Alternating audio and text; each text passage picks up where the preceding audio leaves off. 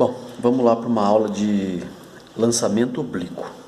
Então, quando a gente fala em lançamento oblíquo, é um lançamento parecido com esse que eu tentei representar aqui. Então, imagine um corpo, ele vai ser arremessado com essa velocidade V0 e ele vai fazer essa trajetória aqui, ó, e retorna ao solo. Tá? Então, o estudo de lançamento oblíquo, você deve dividir ele em duas partes. Então, a gente percebe que para ele subir, porque percebe que ele está aqui embaixo, ele vai chegar no ponto mais alto. Então ele tem uma velocidade que faz ele subir, que a gente chama de y, Vy. Mas ao mesmo tempo que ele está subindo, ele está se deslocando. Ele começou o movimento aqui e ele caiu aqui. Então ele tem uma velocidade que leva ele desse ponto até esse, que a gente chama de x. Então ele tem que ter as duas velocidades, velocidade x e velocidade y. Então nós vamos dividir o movimento oblíquo ou lançamento oblíquo em duas partes: horizontal, que é o x, e vertical, que é o y. Tá? A gente estuda elas separadamente para ficar mais fácil. Então vamos lá na horizontal. O que eu tenho? Quando eu vou estudar ele na horizontal, que é o Vx, eu tenho um movimento uniforme. O que isso significa? Que na direção x, a velocidade dele não muda, a velocidade é sempre a mesma, ela é constante. Por que isso acontece? Porque a gravidade atua na vertical, a gravidade empurra o corpo para baixo, a gravidade não atua na horizontal. Então a gravidade faz com que o corpo suba, diminuindo a velocidade, e depois ele desça. E o x vai levando ele sempre na mesma direção. Então a gravidade é perpendicular ao x, então ela não interfere no movimento da direção x. Então nós temos movimento uniforme. Se o movimento é uniforme, é porque ele não tem aceleração. Então a aceleração na direção x é nula, ela é zero. Então movimento uniforme, aceleração nula, a velocidade vai ser sempre constante. Então perceba no desenho aqui que eu tentei fazer o seguinte, ó. O Vx eu tentei fazer sempre do mesmo tamanho. Sempre o mesmo. Então o x muda. Então o exercício perguntar para vocês assim: qual é a velocidade x no instante do lançamento? Vamos imaginar que você calculou lá, deu 5 metros por segundo. Aí ele pergunta: qual é a velocidade x na altura máxima? 5 metros por segundo.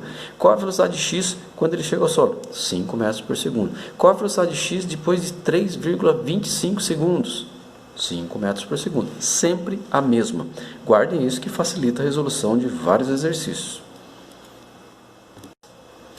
Bom, se na horizontal então nós temos movimento uniforme que não tem aceleração e a velocidade tem que ser constante, quais equações eu posso usar na direção x?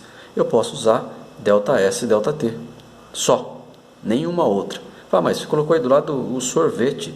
Sorvete é ΔS e ΔT. No lugar do ΔS foi colocado S menos S0, cheguei no sorvete. Só que na apostila de vocês não vai estar sorvete ou ΔS sobre ΔT, vai estar Vx é ΔX sobre ΔT. Assim, Ou pode aparecer também sorvete, S igual a S0 mais Vx vezes tempo. Só que também na apostila de vocês, se aparecer, não vai estar assim, vai estar x é igual a x0 mais Vx vezes t. Assim.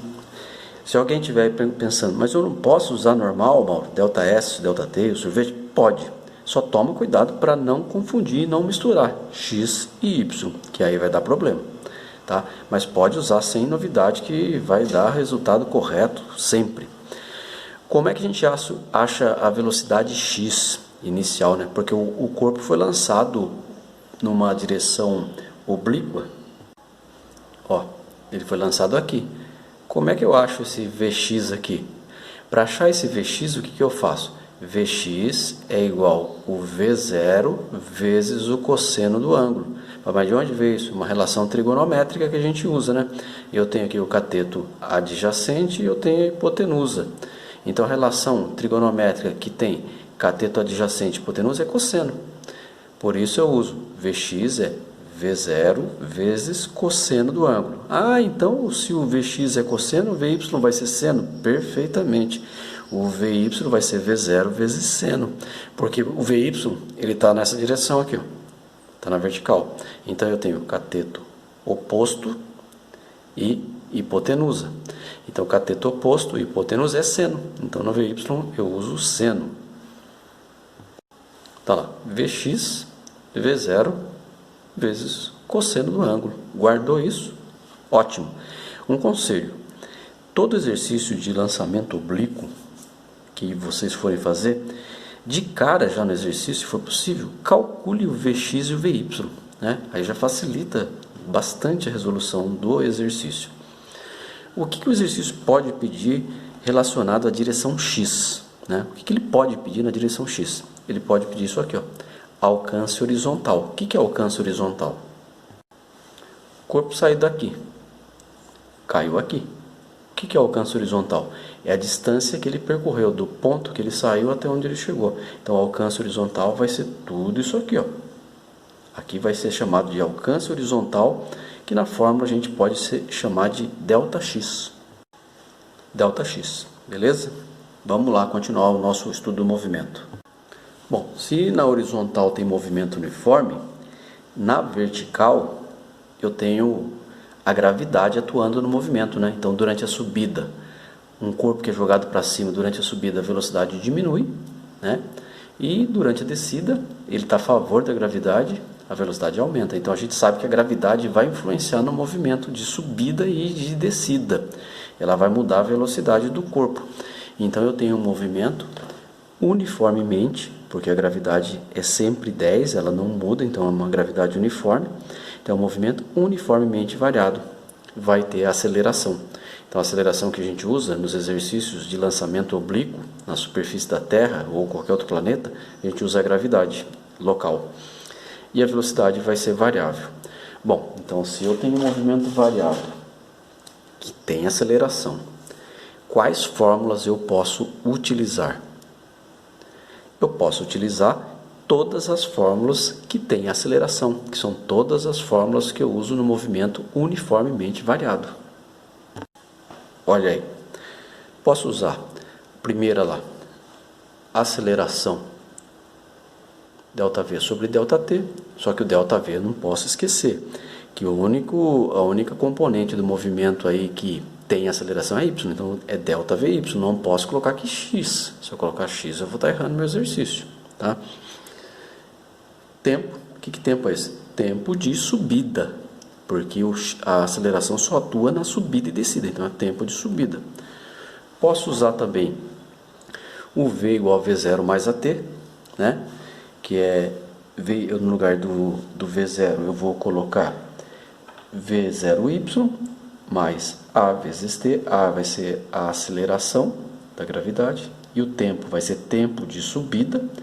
Se bem que no movimento oblíquo, o tempo de subida é igual ao tempo de descida. O mesmo tempo que o corpo gasta para subir, ele gasta para descer. Aqui, ó.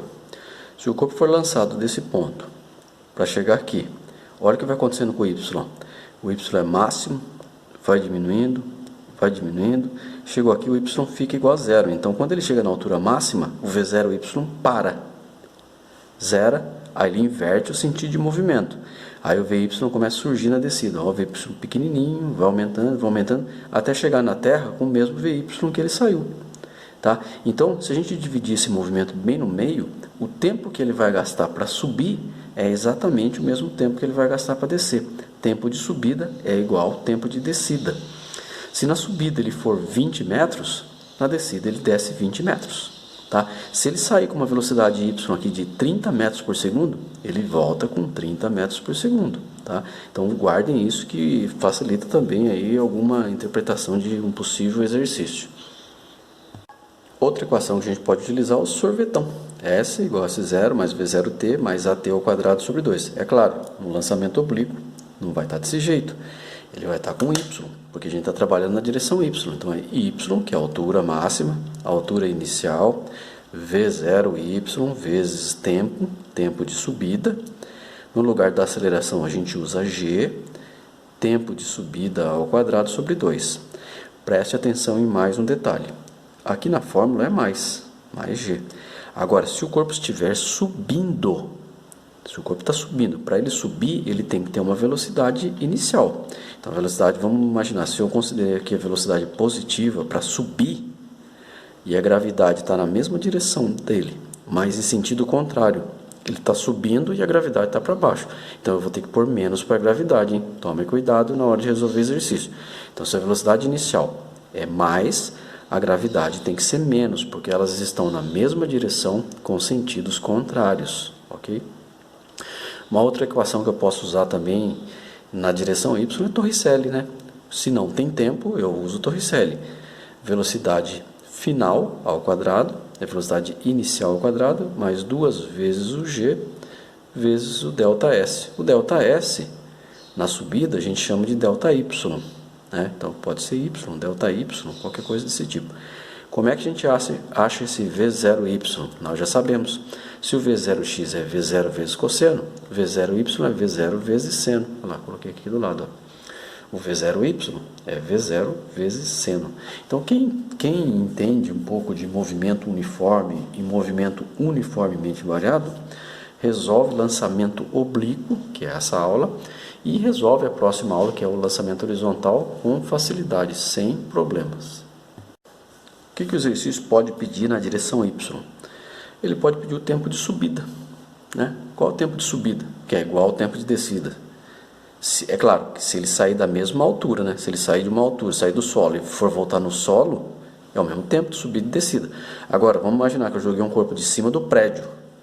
Ele vai chegar numa altura máxima, depois ele vai descer, vai cair lá no solo, aí o tempo de subida não vai ser igual, porque ele vai de cima do prédio, ele sobe uma certa altura e depois ele tem que chegar até o solo. O que eu estou falando é isso, ó. Se o corpo for lançado de cima de um prédio, tempo de subida para ele subir vai ser chegar até aqui, subida. E para descer, não vai ser chegar até aqui, a mesma altura que ele lançou, ele vai ter que descer tudo isso. Então, nesse caso, o tempo de subida é diferente do tempo de descida. Dá um pouquinho mais de trabalho para resolver o exercício, mas também eu vou ter que resolver, tá? Além do tempo de subida, ele pode pedir a altura máxima que o corpo atinge. Como é que eu acho a altura máxima? Sorvetão. A altura final, a altura inicial, velocidade vezes tempo, mais g vezes t ao quadrado sobre 2.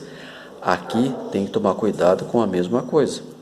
Se a velocidade inicial é positiva, ele está subindo, a gravidade está contrária, eu vou colocar aqui um sinal negativo para ela, senão eu acabo errando meu exercício. Tá? Eu posso achar a altura máxima também usando Torricelli, né? V ao quadrado, final, velocidade inicial ao quadrado, 2 vezes A, que é a gravidade, e a altura máxima que eu quero descobrir. Dá certo resolver aí com qualquer uma das equações. Bom, agora eu vou resolver alguns exercícios da aula e deixo um exercício de tarefa para vocês, tá? Vamos lá.